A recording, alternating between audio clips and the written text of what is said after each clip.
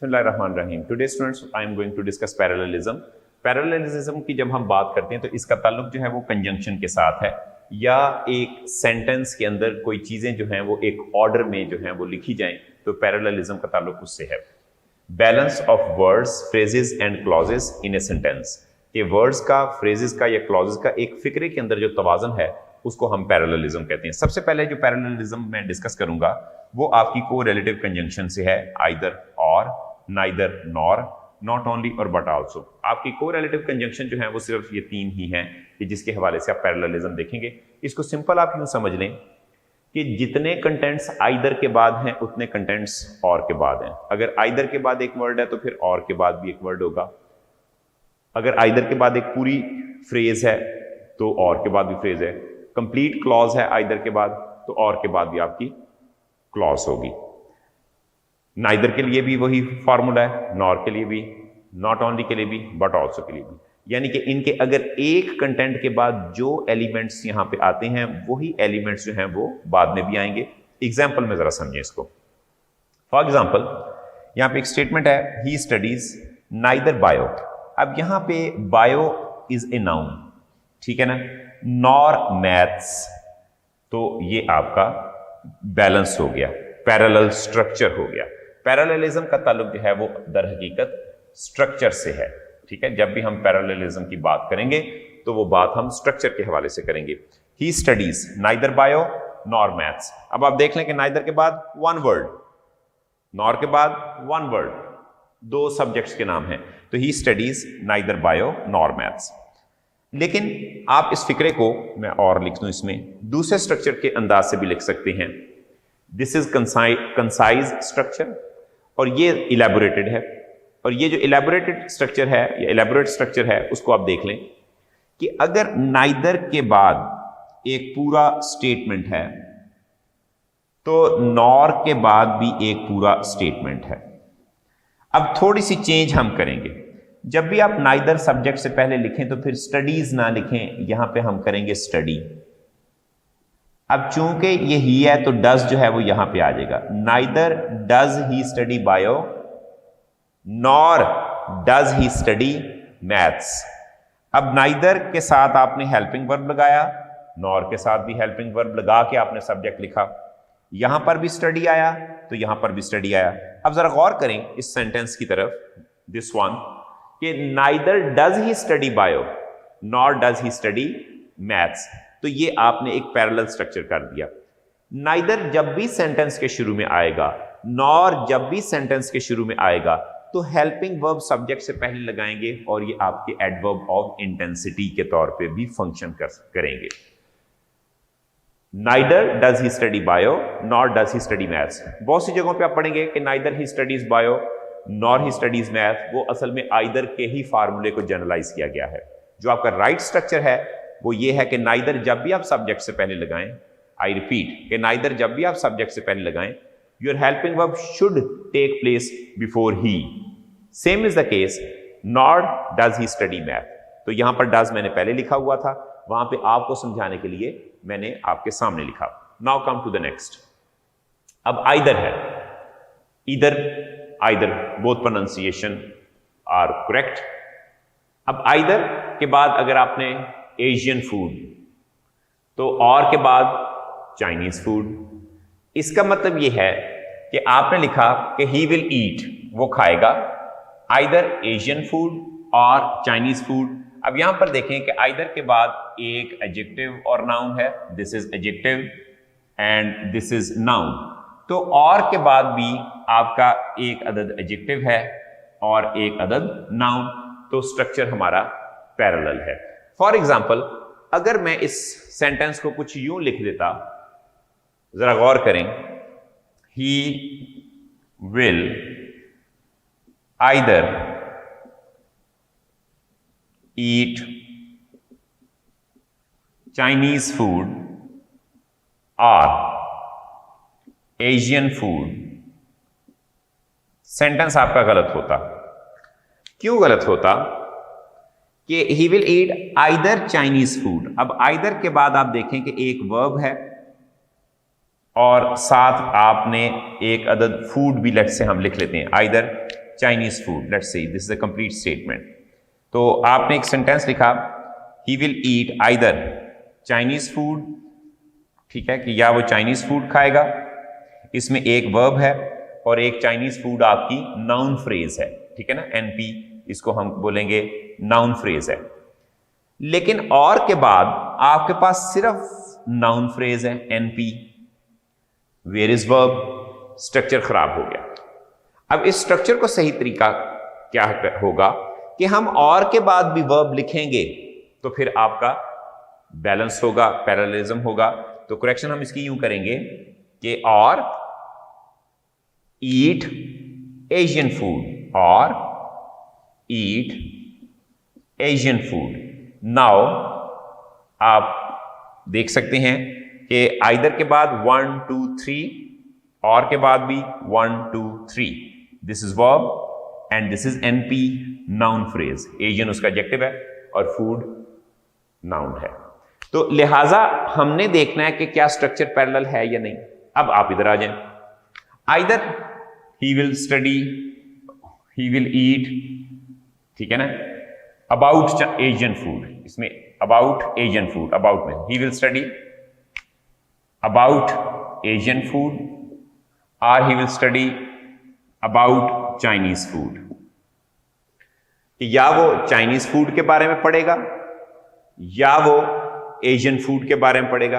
अब आप देख लें कि यहां पे एक पूरा सेंटेंस है, he subject, will helping verb, study verb, about preposition, Asian adjective और फूड इज अ नाउन। फिर देखते हैं जी, सबसे पहले he subject, will helping verb, study verb main verb जिसको आप कह सकते हैं, about is preposition, Chinese adjective and food is noun.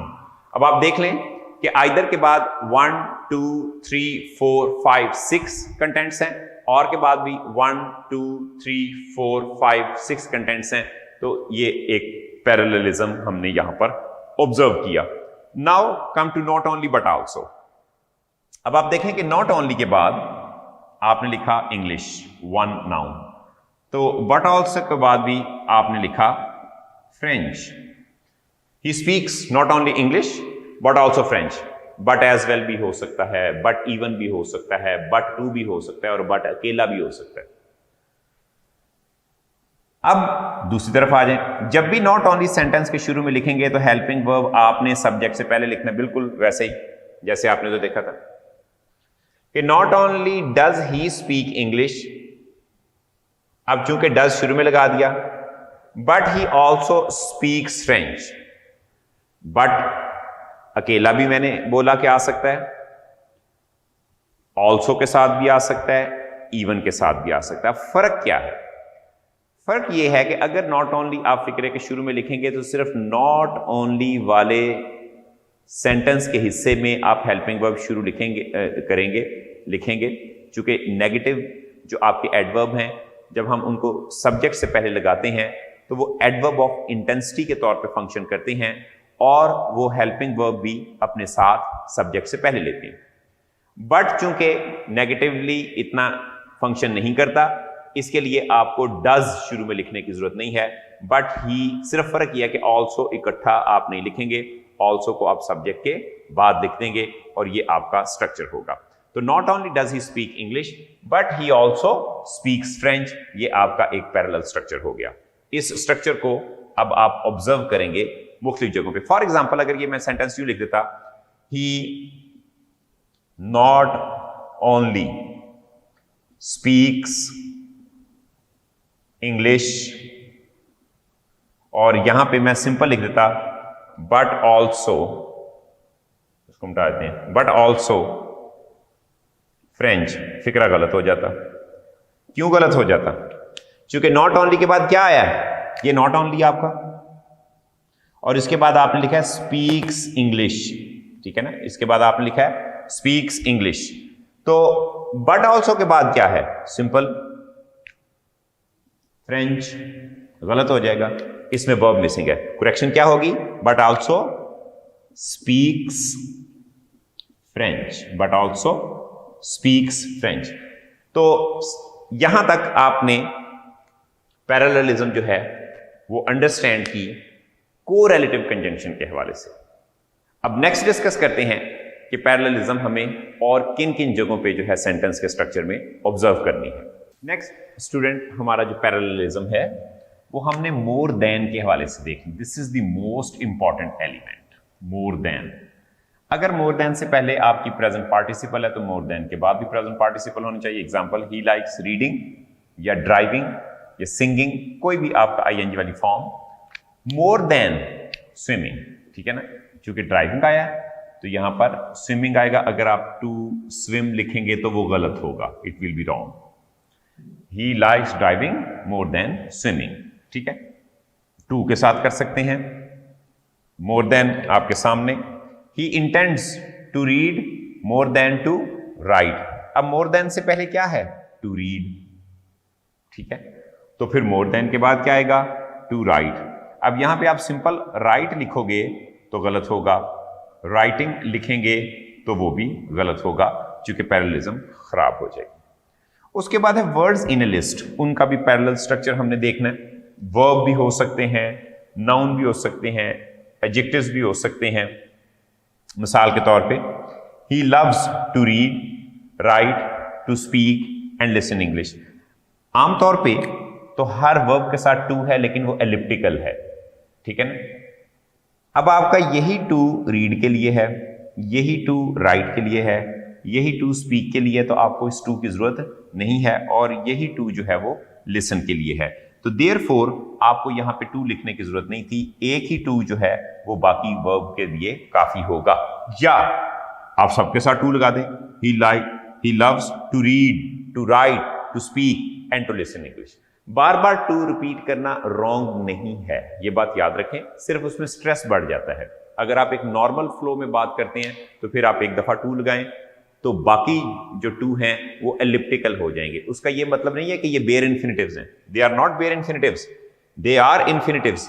इनका जो टू है वो एलिप्टिकल हो गया है। ये यूं समझ लें कि ये टू जो है वो इन सबको जो है इंडेफिनिट मूड में ले जाता है, तो ये बेयर इन्फिनिटिव नहीं है, ये टू सबको इन्फिनिटिव करता है। या इसको यूं समझ लें, लेकिन यू हैव द ऑप्शन कि either you can write all verbs without to और put to with every verb, तो फिर आपकी जो है वो पैरेललिज्म हो जाएगी। उसके बाद ये देखें, he was reading, was writing and reciting poems.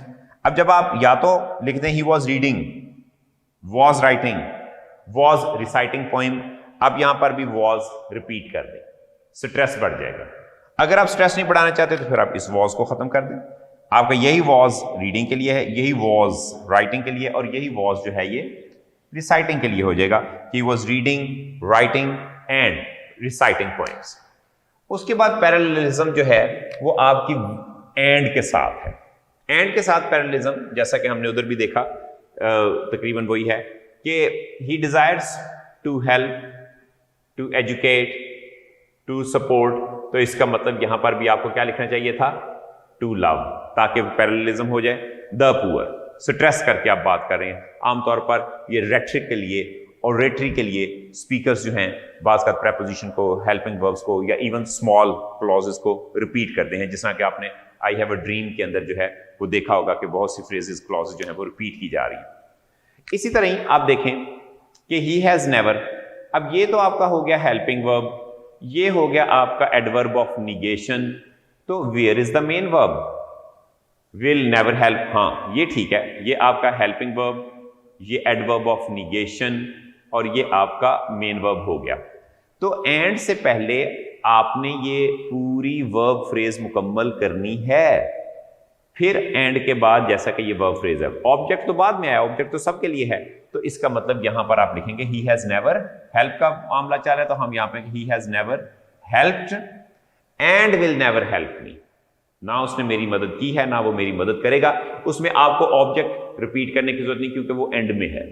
चाहें तो आप लिख सकते हैं, अदरवाइज वो एंड में है। तो आप इस चीज का ख्याल रखेंगे, helping verb, adverb and the main verb, helping verb, adverb and the main verb, object and में, ठीक है, उसकी जरूरत नहीं है। दूसरी तरफ देखें कि एंड से पहले there is indefinite mood of verb and this is participle. अब दोनों में से किसी एक को करेक्ट कर लें। He likes reading and writing. Like चूंकि ट्रांसिटिव वर्ब है, इसके बाद हमें जेरेंड चाहिए, तो आप इसको क्या करेंगे, आप रीडिंग लिख लें। ठीक है, टू के साथ भी गलत नहीं होता, उसके बाद फिर आपको कोई एडवर्ब बयान करना पड़ेगा। फॉर एग्जांपल आपको लिखना पड़ेगा he likes to read and write. He likes to read and write early in the morning. तो आपको कोई ना कोई एडवर्ब, प्लेस या टाइम का मेंशन करना पड़ेगा, क्योंकि वो एक खास टाइम को बयान करेगा। रीडिंग एंड राइटिंग परमानेंस को शो करता है। टू रीड एंड राइट या टू राइट जो है वो आपके किसी एक लम्हे को, एक वक्त को बयान करेगा, वो उसकी परमानेंट हैबिट नहीं होगी। दोनों ही ठीक हैं, दोनों का जो सिमेंटिक वैल्यू है वो थोड़ी सी डिफरेंट है। उसके बाद आ जाते हैं degrees of adjective in a list should be the same, either they should be positive degree और कंपैरेटिव डिग्री और superlative degree, but it shouldn't be कि आप आधी जो है वो पॉजिटिव डिग्री लिख दें और आधी जो है वो कंपैरेटिव लिख दें। कुछ उनमें आप पॉजिटिव लिख दें, कुछ कंपैरेटिव, कुछ सुपरलेटिव। सेंटेंस बिल्कुल गलत हो जाएगा, क्योंकि एक वक्त में आप एक स्टेट ऑफ माइंड के साथ बात करते हैं। Either you are condemning or praising, you can't do both at the same time. So look at this sentence, he is the wisest, ठीक है, superlative third degree. Most intelligent, ये भी ठीक है, थर्ड डिग्री। हार्ड वर्किंग गलत हो जाएगा। Nicest, ये थर्ड डिग्री, ये थर्ड डिग्री थी, ये फर्स्ट डिग्री है, ये भी थर्ड डिग्री है, ये भी थर्ड डिग्री है। अब चूंकि थर्ड डिग्रियां चल रही हैं, तो हार्ड वर्किंग को थर्ड डिग्री बनाने के लिए हमें किसी एडवर्ब की जरूरत है, और वो एडवर्ब क्या है, मोस्ट। अब क्वेश्चन ये रेज होता है कि द रिपीट होगा सुपरलेटिव के साथ, नो, क्योंकि पर्सन एक है। एक पर्सन की आप 10 सुपरलेटिव क्वालिटीज बयान कर दें, आर्टिकल एक दफा इस्तेमाल होगा, या डिटरमिनर, अगर कोई डिटरमिनर है वो भी एक दफा इस्तेमाल होगा। तो लिहाजा हमने जब मोस्ट हार्ड वर्किंग किया तो एक पैरेललिज्म जो लिस्ट में थी एडजेक्टिव की वो मुकम्मल हो गई और ठीक हो गई।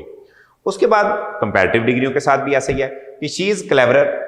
जाहिर बात है कि जब देन आ गया तो हमें सेकंड डिग्री की जरूरत है, ये होगी आपकी सेकंड डिग्री। लेकिन cunning is the first degree, तो ऑब्वियसली देन की कनिंग को अगर हमने कंपैरेटिव करना है तो इसको कंपैरेटिव करने के लिए we need an adverb more cunning, क्योंकि इसको हम कनिंगर नहीं लिख सकते। It is more than one syllable. जो वन सैलेबल है उसके लिए तो ठीक है आप ER लगा लें, लेकिन आप मोर देन वन सैलेबल के लिए मोर कनिंग जो है वो आप लिखेंगे। She is cleverer and more cunning than her friend, तो आपका पैरेललिज्म हो गया। क्लेवर दोनों तरह से लिखा जा सकता है, मोर क्लेवर भी ठीक है और क्लेवरर भी ठीक है, ठीक है ना। क्लेवरेस्ट उसकी सुपरलेटिव डिग्री है। तो लिहाजा जब हमने मोर कनिंग लगाया तो अब ये सेकंड डिग्री बन गई, और इस तरह हमने देन के साथ, या आप यूं कह लें कि एडजेक्टिव इन लिस्ट के साथ जो है पैरेललिज्म को ऑब्जर्व किया। नेक्स्ट हमारी पैरेललिज्म है लाइक के हवाले से। लाइक नाउन के लिए, और एज आप सबको पता है कि यहाँ पे हम या तो एडजेक्टिव लिख सकते हैं और या हम यहाँ पर एडवर्ब लिख सकते हैं।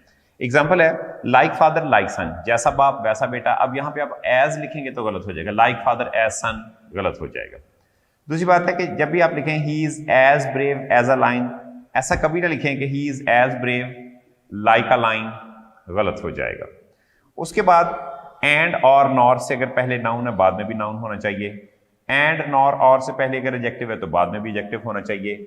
एंड और नॉर से पहले अगर एडवर्ब है तो बाद में भी एडवर्ब होना चाहिए। एडवर्ब फ्रेज या एडजेक्टिव फ्रेज या नाउन फ्रेज नहीं होनी चाहिए, या तो दोनों तरफ नाउन फ्रेज हो, या दोनों तरफ एडजेक्टिव फ्रेज हो, या दोनों तरफ एडवर्ब फ्रेज हो। अदरवाइज दोनों तरफ नाउन्स होने चाहिए, दोनों तरफ एडजेक्टिव्स होने चाहिए और दोनों तरफ एडवर्ब्स होने चाहिए। Example he works diligently and with honesty, गलत होगा।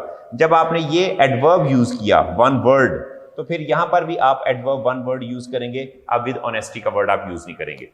दूसरी तरफ आप देखें, नाउन के हवाले से देखते हैं कि द पुलिस वांट, यानी कि पुलिसमैन, ठीक है, वांटेड कर लें, सेंस मुकम्मल हो जाएगी।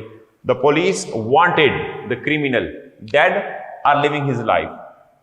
अब यहां पे डेड आपने एक एडजेक्टिव लगाया, तो ऑब्वियसली यहां पर भी अलाइव आपको क्या चाहिए था, एक अदद एडजेक्टिव चाहिए था, लिविंग हिज लाइफ नहीं, पैरेलल स्ट्रक्चर खराब हो जाएगा। एंड के साथ देखते हैं, he looks sensible, it is an adjective. And having knowledge, it is a phrase. Knowledgeable, आपको एक अदद एडजेक्टिव चाहिए था, ये नाउन फ्रेज हमें नहीं चाहिए थी। तो he looks sensible and knowledgeable, he looks sensible and having a lot of knowledge या हैविंग नॉलेज, ये गलत हो जाएगा। उसके बाद आइदर और में ये बात आप याद रखें कि आप जितनी दफा मर्जी चाहें और आप लिख सकते हैं, और लिख सकते हैं, और लिख सकते हैं, लेकिन किसी जगह नॉर ना लिखें। नाइदर के बाद you can right nor nor nor many times, लेकिन और आप नहीं लिख सकते, ये बात आपने याद रखनी है। एग्जाम्पल आपके सामने, ही में आइदर स्टडी अब्रॉड, ठीक है, और ठीक है ना, स्टडी अब्रॉड, उसके बाद और do business, nor waste time गलत हो जाएगा, यहां पे क्या आना चाहिए था, और आएगा। In the same way neither के साथ भी, she neither studied well nor worked hard, और गलत हो गया, नॉर फॉलोड माई एडवाइस। तो ये आपका पैरेललिज्म का यहां पर नाइदर नॉर आइदर और के हवाले से जहन में होना चाहिए। उसके बाद नेक्स्ट है use of preposition in parallelism. अगर एक प्रेपोजिशन दोनों वर्ब्स के लिए सूटेबल है तो जो सेकंड है उसके साथ आप प्रेपोजिशन लगा दें या प्रेपोजिशन रिपीट आप कर सकते हैं। लेकिन अगर हर वर्ब की अलग-अलग प्रेपोजिशन है तो फिर आपको दोनों की अलग-अलग प्रेपोजिशन लगानी पड़ेगी। मिसाल के तौर पे he is desirous and interested इन, अब इंटरेस्टेड के साथ तो प्रेपोजिशन इन है तो डिजायरस के साथ आपको प्रेपोजिशन ऑफ लगानी। He is desirous of and interested in going abroad. दूसरे नंबर पे अब स्किल्ड के साथ भी इन प्रेपोजिशन है, इंटरेस्टेड के साथ भी इन प्रेपोजिशन है, तो अब आप एक दफा प्रेपोजिशन सेकंड टाइम यूज करेंगे, फर्स्ट टाइम नहीं। या अगर चाहें या तो दोनों दफा लिखें, they are skilled in and interested in, ठीक है, लिखा जाएगा, स्ट्रेस्ड स्टेटमेंट होगी। लेकिन अगर आप उसको नहीं स्ट्रेस्ड फॉर्म में लिखना चाहते तो फिर आप इनको बाद वाली के साथ लिखेंगे। ये बाद वाला इन जो है it will qualify this one and this one, ये दोनों वर्ब्स को जो है ये क्वालिफाई कि they are skilled in and interested in making unique things. और अगर आप चाहें तो यहां पर भी इन लिख सकते हैं, इट इज ऑप्शनल, ये आपके पास ऑप्शन है कि अगर आप स्ट्रेस करना चाहें तो आप इस तरह लिख सकते हैं। अब इसके बाद हम अपनी एक्सरसाइज करेंगे, देखेंगे कि ये जितने भी रूल्स हमने पढ़े हैं पैरेललिज्म के, how can they be applied. Okay student, अब हम इसकी एक्सरसाइज करेंगे। 262 पेज आपकी बुक का पैरेललिज्म की एक्सरसाइज है और जो कुछ हमने पढ़ा उसकी प्रैक्टिकल इंप्लीमेंटेशन करते हैं। एक्सरसाइज है 262 पेज पे। पहला आपका अगर क्वेश्चन देखें तो उसमें बीटा आपका राइट ऑप्शन है। क्यों? क्योंकि उसके अंदर आपके वर्ब जो हैं वो एक ही फॉर्म में हैं। The culprit was cot, prosecuted and hanged. जबकि अल्फा में आप देखें कॉट एंड प्रोसिक्यूटेड तो ठीक है, लेकिन हैंग हंग हंग आपने कर दिया, वो वर्ब जो है according to context not suitable है। चार्ली में देखें तो कॉट की जगह पे कैच की गलती, जबकि बाकी दो आपके जो है थर्ड फॉर्म में है। और same is the case with delta, उसमें कैच और हंग की गलती है। क्वेश्चन नंबर 2 में आपका बीटा राइट ऑप्शन है। Abid's daily exercises include running, swimming and lifting weight. जबकि अल्फा में टू लिफ्ट वेट की गलती हो गई, बी चार्ली में टू स्विमिंग की गलती हो गई, और डेल्टा में आपकी जो है वो लिखा है कि running, swimming and lifting weights जो है वो आपका जो है इसमें गड़बड़ हो गया। तो राइट ऑप्शन जो आपका बनेगा वो बीटा बनेगा। चूंकि इसमें बीटा में एक्सरसाइजेस है तो इंक्लूड है, जबकि डेल्टा में एक्सरसाइजेस के साथ आपकी इंक्लूड्स लिखा हुआ है, वर्ब की गलती है। क्वेश्चन नंबर 3 में आपका राइट ऑप्शन अल्फा है। We followed the path through the forest, over the hill and across the river. सारी फ्रेजेस हैं, फ्रेज देख लें। Followed the path through the forest, preposition phrase, over the hill preposition phrase, across the river preposition phrase। जबकि अगर आप beta को देखें तो उसमें थ्रू द फॉरेस्ट ठीक है, ओवर द हिल ठीक है, लेकिन बीटा के अंदर आपका एंड के बाद एक पूरी क्लॉज लगी हुई है, and we went across the river, तो पैरेललिज्म खराब हो गया। चार्ली में देखते हैं कि we followed the path through the forest, over the hill and went across the river, उसमें वर्ब वेंट नहीं लगना चाहिए था, वर्ब फ्रेज बन गई, आपको प्रेपोजिशन फ्रेज चाहिए थी। और डेल्टा में we followed the path through the forest, over the hill, और फिर एंड के बाद एक पूरा सेंटेंस लिखा हुआ है। सो the right option is alpha. देखने में ये सेंटेंस जितने मुश्किल लगते हैं उतना इनको करना आसान है अगर आप पैरेललिज्म को थोड़ा तवज्जो से ऑब्जर्व करें। 4 के अंदर beta is right option. Afaq walked carefully, slowly and haltingly, रुक रुक कर वो चलता रहा, तो इसका मतलब beta is right option. Alpha में क्या गलती है? अल्फा में केयरफुली एडवर्ब है, in a slow way preposition phrase है जो कि एडवर्ब के तौर पे काम कर रही है, एंड हॉल्टेड अ लॉट, ये भी आपकी पैरेललिज्म को खराब कर रही है। यानी कि 2 आपने इसमें फ्रेजेस यूज की हैं और एक एडवर्ब यूज किया है अल्फा में, इसलिए पैरेललिज्म यहां पर नहीं है। 40 में देखें कि Afaq walked carefully in a slow way and he halted, एक आपने एडवर्ब यूज किया, एक आपने प्रेपोजिशन फ्रेज यूज की, और and he halted a lot एक आपने क्लॉज यूज की, इसलिए दिस इज रॉन्ग। डेल्टा को देखें, Afaq walked carefully in a slow way and haltedly, इसमें 2 एडवर्ब हैं और एक प्रेपोजिशन फ्रेज है, तो इसलिए बीटा आपका राइट ऑप्शन है क्योंकि उसमें तीनों ही एडवर्ब्स हैं। 5 को देखें, Charlie is right option. He has always enjoyed singing as well as dancing, इसका मतलब कि एज वेल एज से पहले अगर जेरेंड है तो एज वेल एज के बाद भी जेरेंड है, जबकि अल्फा में देखें एज वेल एज के बाद टू डांस और पहले सिंगिंग की गलती है। बीटा में एज वेल एज से पहले आपने टू सिंग वर्ब लिखा है और उसके बाद डांस लिखा है, तो इसका मतलब यह है कि यहां पर भी आपको कि enjoyed to sing as well as to dance आपको लिखना चाहिए था। 6 के अंदर आपका बीटा राइट ऑप्शन है। Shakespeare was both a writer and actor नहीं लिखेंगे, एंड एन एक्टर, लेकिन मसला सबसे बड़ा यह है कि अगर पर्सन एक है, अगर पर्सन एक है और उसकी 2, 3, 4, 5, 10 डेजिग्नेशन भी आप मेंशन कर दें तो फिर हम आर्टिकल का पैरेललिज्म नहीं करेंगे क्योंकि पर्सन एक है, जैसा कि हमने सुपरलेटिव डिग्री में पढ़ा। तो इसमें आपका right, Shakespeare was both a writer and actor, Shakespeare एक है तो वो राइटर और एक्टर, अगर आप देखेंगे a writer and an actor तो इससे मुराद ये होगा कि you are talking of 2 persons, 2 जो है लोगों के, 2 लोगों के हवाले से आप बात करेंगे, जो कि गलत होगा। तो आर्टिकल एक दफा होगा। अगर एडजेक्टिव्स आर डिफरेंट डेजिग्नेशन, आप एक ही पर्सन के बयान करें, वो कोई भी हो सकता है, डेफिनेट भी और इनडेफिनेट आर्टिकल। अल्फा में ए राइटर और एन एक्टर की गलती है। चार्ली के अंदर आ राइटर तो आपने लिखा and he was an actor, दोबारा लिखने की जरूरत नहीं थी, सिर्फ आपको नाउन लिखना था। और डेल्टा में Shakespeare was both a writer and so an actor, गलत है। 7 में अल्फा राइट ऑप्शन है। The kidneys eliminate both water and salt, एक तो बोथ के साथ आप एंड यूज करेंगे और यूज नहीं करेंगे, जो हमने अग्रीमेंट मिस्टेक में पढ़ा था। Alpha is right option. Beta क्यों गलत है?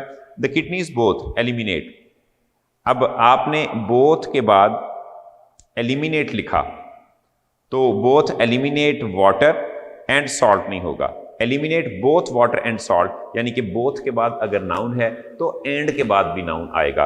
अगर आपने both eliminate water and eliminate salt करते तो फिर ये पैरेलल हो सकता था, तो लिहाजा आपका अल्फा राइट ऑप्शन है। इफ बोथ के बाद नाउन है तो एंड के बाद भी नाउन होगा, राइट ऑप्शन अल्फा। चार्ली में जो गलती है, आपने बोथ के बाद वाटर तो लिखा लेकिन एंड के बाद एज अ सॉल्ट ऐड कर दिया, एज की जरूरत नहीं थी। डेल्टा के अंदर the kidneys eliminate water and salt both, both जो है वो शुरू में लगाना चाहिए उन नाउन्स को जिनके बारे में आप बात करने जा रहे हैं, राइट ऑप्शन अल्फा। 8 के अंदर आपका चार्ली राइट ऑप्शन है।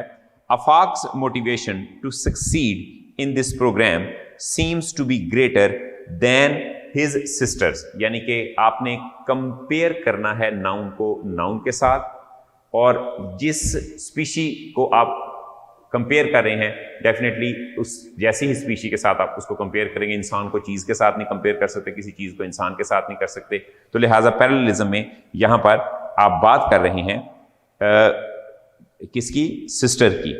Afaq's motivation and sisters motivation, तो इसका मतलब यह है कि अफाक्स और सिस्टर्स ये पोजेसिव एडजेक्टिव के तौर पे काम कर रहे हैं और इनकी बात नहीं हो रही बल्कि इनकी मोटिवेशन की बात हो रही है, तो राइट ऑप्शन आपका चार्ली होगा।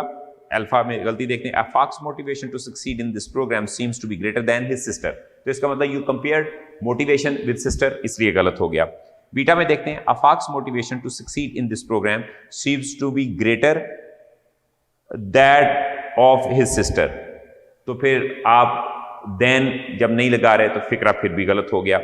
डेल्टा में Afaq's motivation to succeed in program seems to be greater than that of his sisters, जब आपने देन दैट ऑफ लगा दिया तो फिर सिस्टर के बाद अपॉस्ट्रोफी एस की जरूरत नहीं थी, डबल जो है वो आपने पोजेशन को शो कर दिया, राइट ऑप्शन 8 में आपका चार्ली होगा। 9 के अंदर आपका right option Charlie.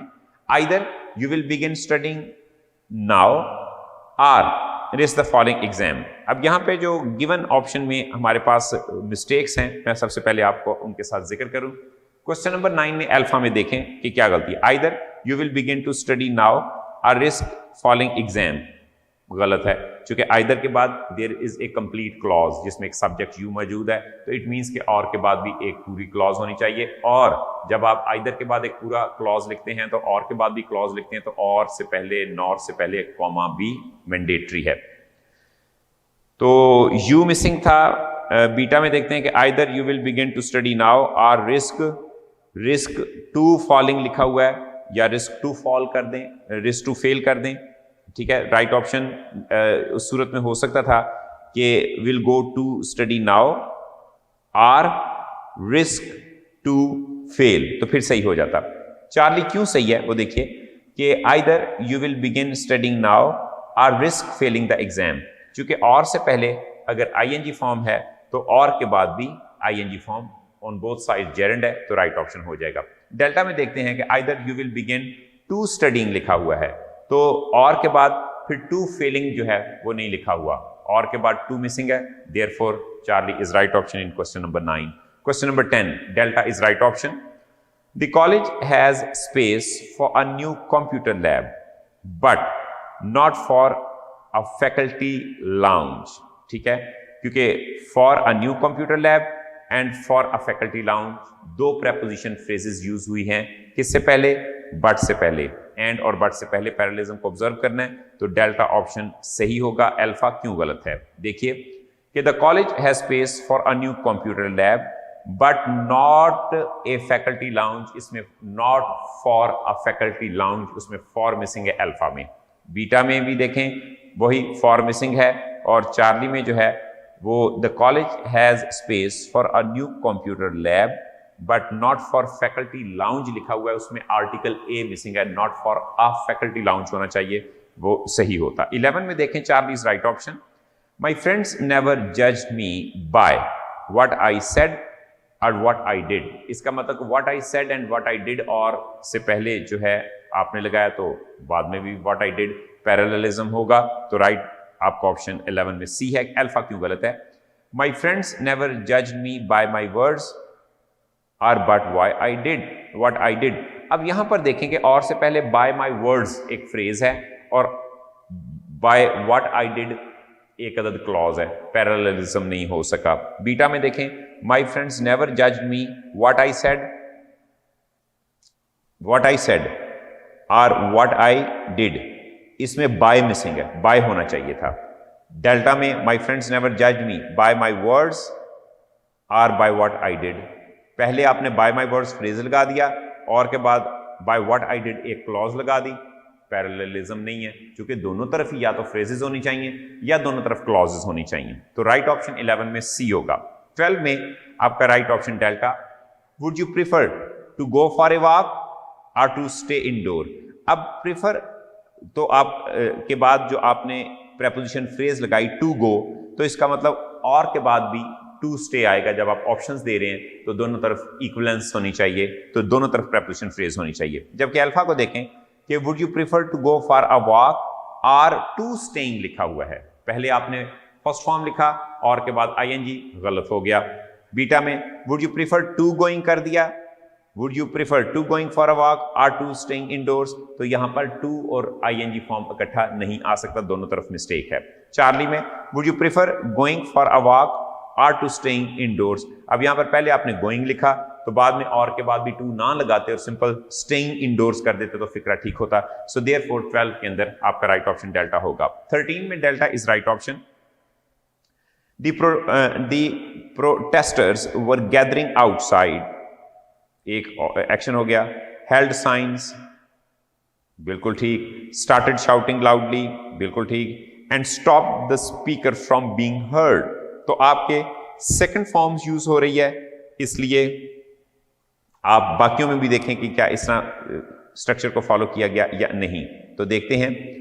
The protesters alpha में were gathering outside, held signs and starting लिखा हुआ है, स्टार्टेड टू शाउट था अल्फा गलत हो गया। बीटा में द प्रोटेस्टर्स वर गैदर्ड लिखा हुआ है, आउटसाइड जमा कर दिए गए, पैसिव नहीं एक्टिव चाहिए था, इसकी गलती हो गई। चार्ली में the protesters gathered outside, held science, started shouted loudly and stop the speaker from being heard. तो राइट ऑप्शन जो है वो आपका इसमें वर गैदरिंग आउटसाइड ज्यादा बेहतर है क्योंकि वो जमा हो रहे थे। But in C and D, C is right option not D, क्योंकि डी के अंदर वर गैदरिंग है जबकि सी के अंदर गैदर्ड है। तो 13 के अंदर आपका right option Charlie, gathered. The protesters gathered outside, gathered second form, जबकि डेल्टा में गैदरिंग है, so therefore Charlie is right option. Gathered, held, started, stopped, parallel structure हो गया। 14 के अंदर आपका राइट ऑप्शन अल्फा, 13 में डेल्टा और 14 में alpha. Ayan likes to read historical, realistic and speculative function. Adjective आप फिक्शन, आपने 3 एडजेक्टिव लगाए, हिस्टोरिकल, रियलिस्टिक एंड स्पेक्युलेटिव, और फिक्शन नाउन है जिसके लिए आपने 3 एडजेक्टिव लगाए। बीटा को देखते हैं क्यों रॉन्ग है। Ayan likes to read historical, realistic and speculate function, fiction लिखा हुआ है, स्पेक्युलेट वर्ब होता है, स्पेक्युलेटिव एडजेक्टिव है, इसलिए बीटा गलत है क्योंकि उसमें वर्ब लिखा हुआ है। C, Ayaan likes to read historical, realist लिखा हुआ है, रियलिस्टिक होना चाहिए, रियलिस्ट नाउन है, गलती होगी। डेल्टा में Ayan likes to read historical, reality लिखा हुआ है, रियलिटी भी आपका एब्स्ट्रैक्ट नाउन है, राइट ऑप्शन अल्फा। 15 में beta is right option. Asif always has eaten and always will eat dinner in front of TV. चूंकि 2 टेंस यूज हुए हैं, एक परफेक्ट और दूसरा आपका फ्यूचर, तो दोनों टेंसेस के अलग अलग हेल्पिंग वर्ब हैं और दोनों टेंसेस के अलग अलग एडवर्ब्स हैं। ऑलवेज एक था प्रेजेंट परफेक्ट टेंस के लिए, दूसरा ऑलवेज है फ्यूचर इंडेफिनिट के लिए, तो आपने यहां पर भी पैरेललिज्म ऑब्जर्व करनी है। हैज हेल्पिंग वर्ब था तो दूसरी तरफ विल हेल्पिंग वर्ब है। हमारे पास एडवर्ब भी मुकम्मल हैं, हेल्पिंग वर्ब भी मुकम्मल है, कहां पर? बीटा ऑप्शन में। This is the right option. Alpha देखते हैं क्यों गलत है। आसिफ ऑलवेज हैज, उसमें ईटन गायब है, गलत हो गया। Charlie, Asif always has eaten and always will dinner, उसमें ईट मिसिंग है। Delta, Asif always has ate, verb की गलती है, ईटन आना चाहिए था। 16 में आपका डेल्टा राइट ऑप्शन है। This summer Amar visited Italy, France and his mother's house in Spain. This is right option. Alpha देखते हैं क्यों गलत है। This summer Amar visited Italy, France and he also went to his mother's house in Spain. तो अब आपने पहले तो 2 वर्ड लिखे, लेकिन उसके बाद आपको पूरी क्लॉज लगाने की जरूरत नहीं थी। एंड हिज मदर्स हाउस, एक नाउन लगाना था, मदर्स अपॉस्ट्रोफी एस के साथ, पोजेसिव एडजेक्टिव था, हाउस नाउन था, तो जाहिर बात है कि आपने 2 नाउन, एक इटली था, एक फ्रांस था, और हाउस, किसका हाउस? मदर्स हाउस, वो लिखना था। अल्फा में एक क्लॉज लगाइए एंड के बाद, गलत हो गया। बीटा में this summer Amar visited Italy, France and also went to, यहां पर आपने वर्ब फ्रेज लगा दी, इसलिए गलत हो गया। Charlie, this summer Amar visited Italy, France and also went to mother's house, यहां पर भी वर्ब फ्रेज लग गई। So the right option is delta, क्योंकि आपने है 3 noun, Italy, France and house. House किसका? Mother's house. लास्ट उसके बाद इन स्पेन जो है वो उसका एडवर्ब बन गया। तो असल में बात थी आपके एक अदद नाउन की, वर्ब नहीं मेंशन करना था, इसमें वर्ब एक ही दफा लिखना था। 17 में डेल्टा राइट ऑप्शन है। Vampires are advised to avoid garlic, garlic ना खाया करें। टू ड्रिंक ब्लड रेगुलरली, खून भी रेगुलरली ना पिया करें, बदहजमी हो जाएगी।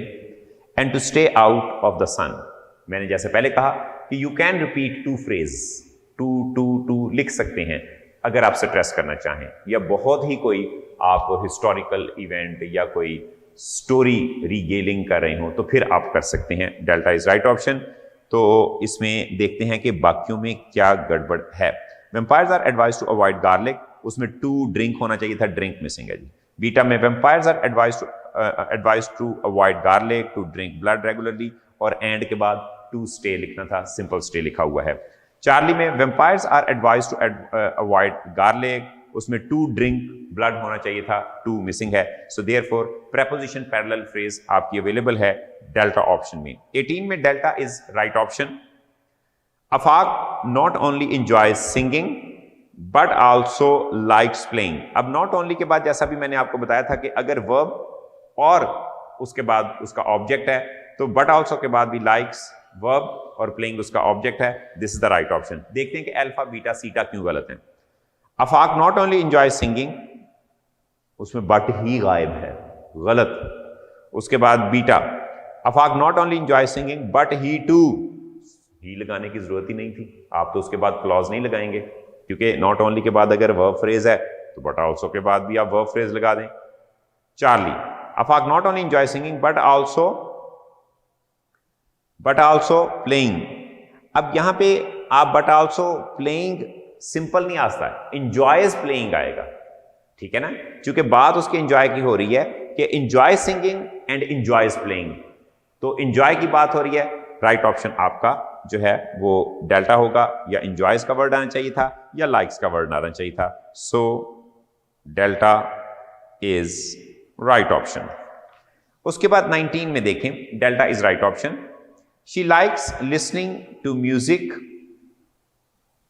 And reading the latest novels.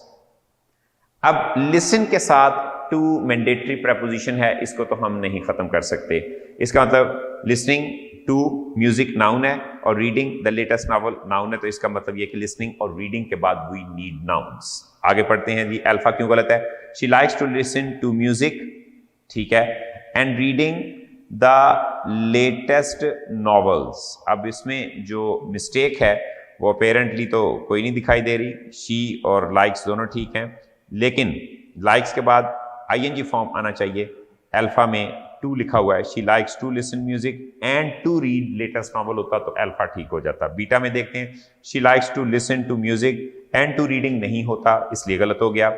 Charlie में she likes to listen to music and to read the latest novel होता तो फिर आपका चार्ली भी सही हो जाता। सो देयरफॉर आपका जो है राइट ऑप्शन डेल्टा है, क्योंकि हमने लिसनिंग और रीडिंग में पैरेललिज्म को ऑब्जर्व करना था। 20 बीटा इज राइट ऑप्शन। 20 में आपका बीटा राइट ऑप्शन है।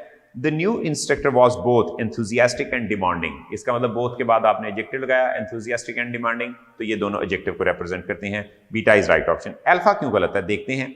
The new instructor was both enthusiastic and he was demanding, and के बाद आपने क्लॉज लगा दी, पैरेललिज्म खत्म हो गई। चार्ली में देखते हैं, the new instructor was both enthusiastic and he demanded, फिर एंड के बाद एक क्लॉज है, पैरेललिज्म नहीं है।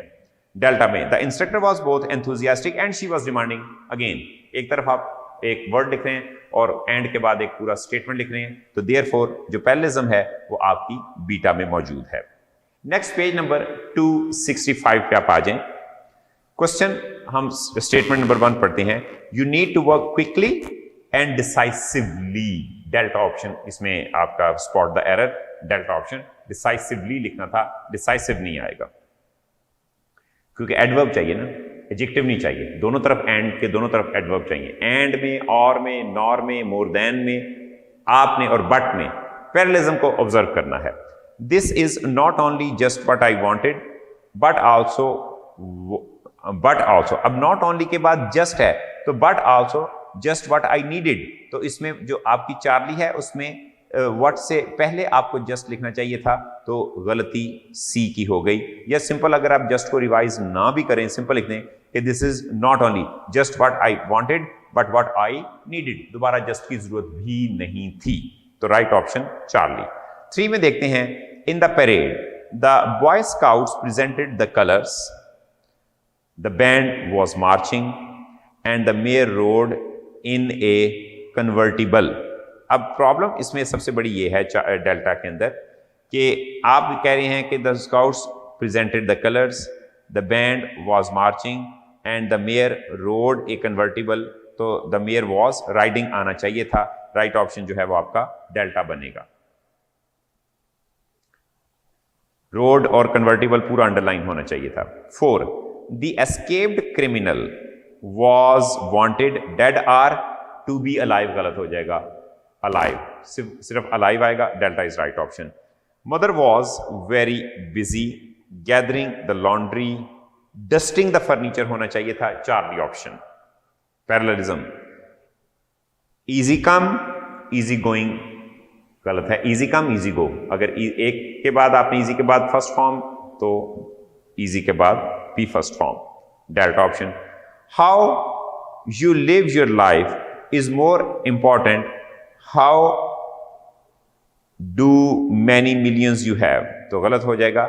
How you live your life is more important than how you have millions होना चाहिए था, तो डू की जरूरत नहीं थी, चार्ली ऑप्शन। 7 में Charlie option. 8 to survive you need water food and shelter, उसमें चार्ली में टेकिंग की जरूरत ही नहीं थी। 9 you may respond by calling, visiting आना चाहिए था, एंड ईमेलिंग, डेल्टा में विजिट की गलती है। 10 में exercises I enjoy doing are running marathons, अब जब आपने रनिंग कर लिया तो फिर टू स्विम नहीं आना था, क्या आना चाहिए था? Swimming lengths in a pool, riding my bicycle in the park and walking along the trails in a forest, beta is option, swimming का वर्ड आना चाहिए था। नेक्स्ट आपका स्टेटमेंट पेज नंबर 266 के ऊपर 11 स्टेटमेंट पढ़ता हूं। My favourite foods are pizza, chocolate, steaks and to eat donuts नहीं लिखना चाहिए था, सिंपल डोनट्स आना चाहिए था, वर्ब की जरूरत नहीं थी, because you are writing nouns in a list. तो इन ए लिस्ट जो है वो या तो सारे नाउन होंगे, या सारी फ्रेजेस होंगी, या सारी क्लॉज होंगी, सारे एडजेक्टिव्स होंगे, सारे एडवर्ब्स होंगे, फिर उनमें बाकी फ्रेजेस नहीं आ सकती। डेल्टा ऑप्शन 11 में। 12 he likes television shows that have deep characters, interesting stories and actors who are good, and good actors आपको लिखना चाहिए था डेल्टा में, तो करेक्शन हो जाती। 13 my face is washed, my hair is combed and my teeth are brushed होना चाहिए था, डेल्टा ऑप्शन, उसमें सिंपल ब्रश लिखा हुआ है। 14 we are giving away our furniture, selling our house and moving to Spain, delta option। 15 flying is fast, comfortable and safety नहीं आएगा, safe चूंकि adjective है, safety is abstract noun, delta option। 16 to succeed in life you need to take advantages of opportunities and follow your dreams, चूंकि जब आप कह रहे हैं take तो फिर उसके बाद क्या आएगा? follow, delta option, parallelism।